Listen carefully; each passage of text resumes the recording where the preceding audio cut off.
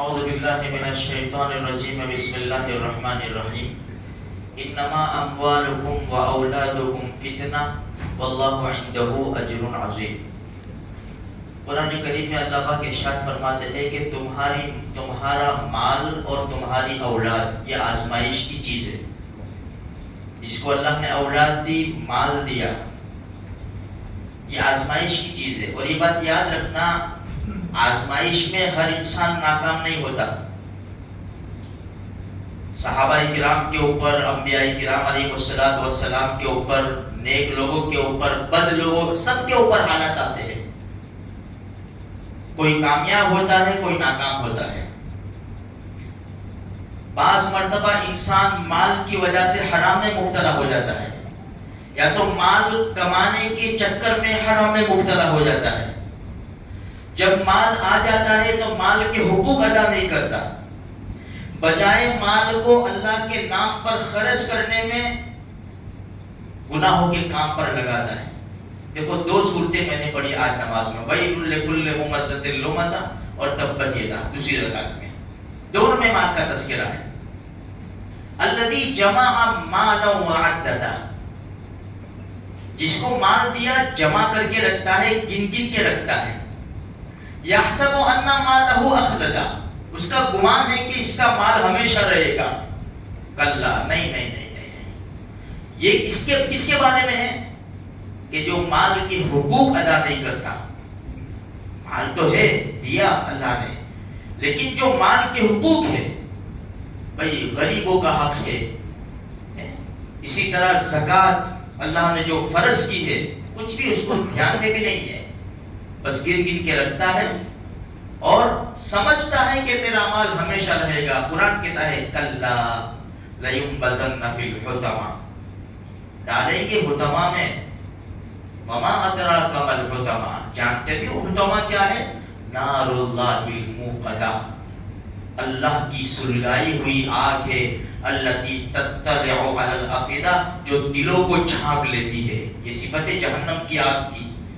دنیا کی آگ دل میں جانے سے پہلے انسان مر جاتا ہے، اوپر چمڑا جلتا ہے، انسان خلاص ہو جاتا ہے، وہاں موت نہیں ہے۔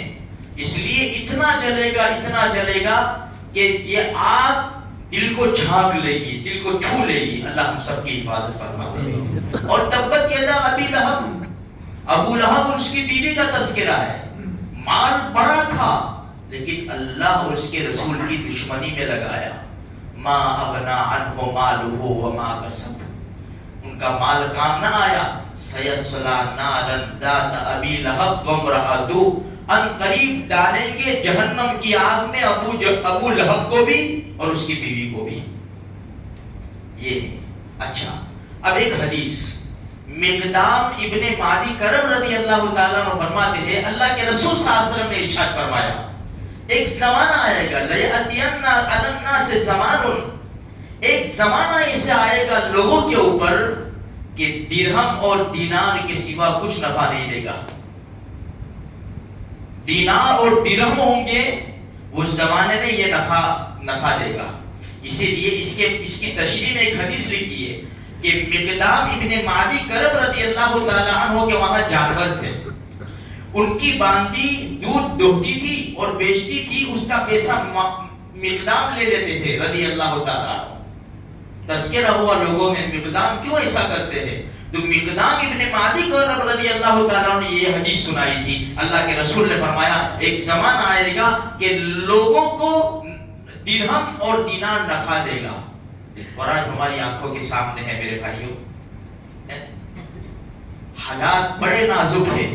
ایک کورونا کا زمانہ اٹھا کر دیکھ لو، جس کے پاس تھا اس نے سکون سے زندگی گزاری، جن لوگوں کے پاس نہیں تھا۔ اس لیے مال و دولت اچھی بھی چیز ہے اور بری بھی چیز ہے۔ اللہ اور اس کے رسول کے طریقے پر لگایا تو اچھی چیز ہے، اللہ اور اس کے رسول کے بتائے ہوئے طریقے پر کمایا تو اچھی چیز ہے۔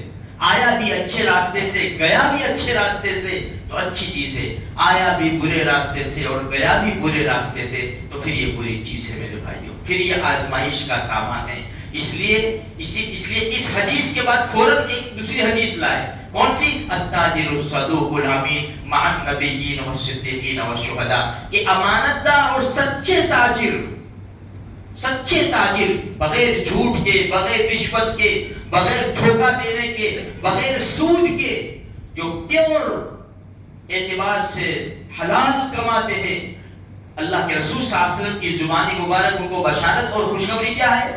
یہ نبیوں کے ساتھ ہوں گے، صدیقین کے ساتھ ہوں گے، صالحین اور شہداء کے ساتھ ہوں گے۔